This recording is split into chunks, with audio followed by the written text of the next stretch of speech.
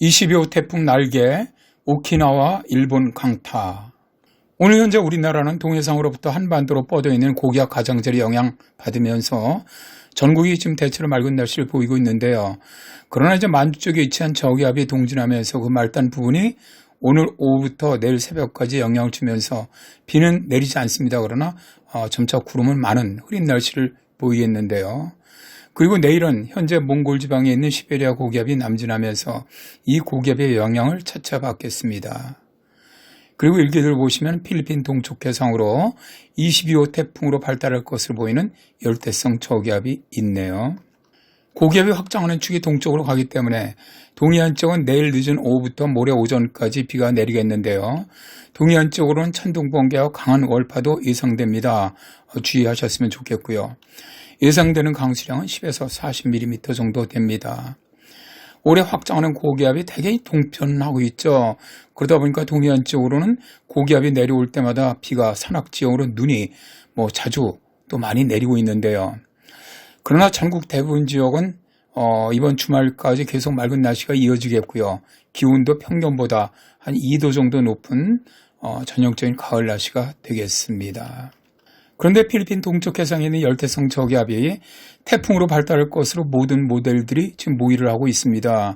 이전 확률적으로 태풍으로 발달할 가능성이 아주 매우 높다는 건데요.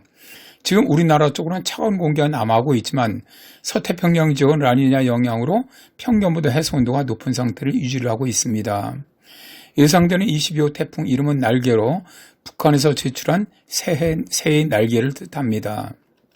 22호 태풍 날개가 발생할 것으로 예상되는 필리핀 동쪽 해상은 현재 29도에서 30도의 고수온을 보이고 있기 때문에 강한 태풍으로 발달할 수가 있고요. 태풍이 북상하는 오키나와 인근까지는 해수온도가 27도가 유지되면서 태풍의 세력이 강해진 채로 북상할 가능성이 높습니다.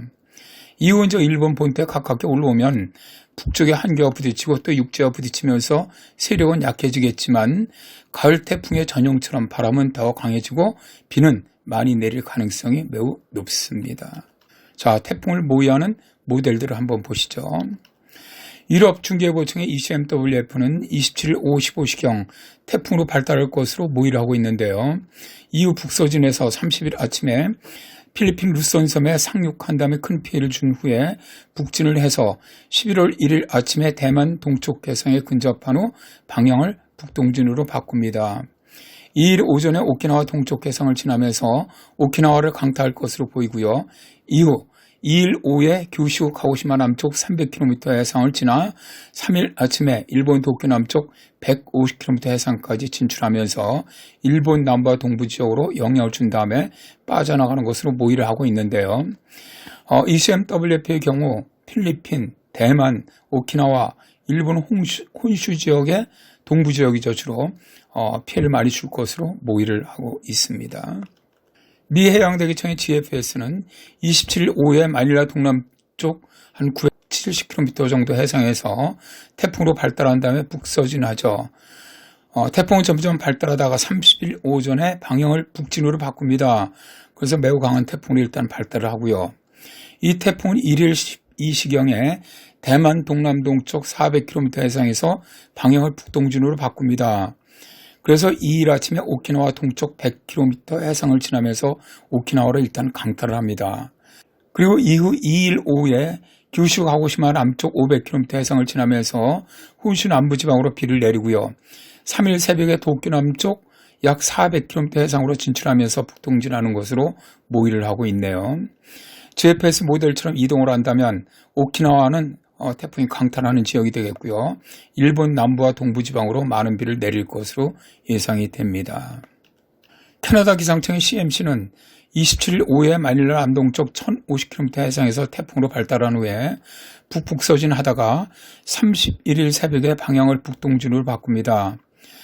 그리고 1일 새벽에 오키나와 동쪽 해상으로 최근접하면서 이때 중심기압이 974헥토파스칼로 강한 태풍을 유지하죠.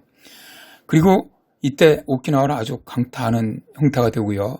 이후 3일 새벽에 도쿄 남쪽 50km 해상까지 진출하면서 일본의 혼슈 지역을 강타하는 것으로 모의를 하고 있는데요. 세 모델 중에서는 일본 오키나와라든가 일본 혼슈에 가장 큰 피해를 주는, 즉 강타하는 태풍으로 모의를 하고 있습니다. 계절적으로 일본에 영향을 줄 때 정도면 20여 태풍, 날개는 중정도 태풍 세력이 될 것으로 보입니다. 그러나 가을 태풍은 북쪽 한기와 부딪히면서 바람도 강해지고 비도 많이 내리기 때문에 예상보다 피해가 커질 가능성이 높습니다. 자, 올해 일본이 태풍 피해가 많이 컸었죠. 이번 20여 태풍 날개 피해는 좀 없었으면 좋겠네요. 감사합니다.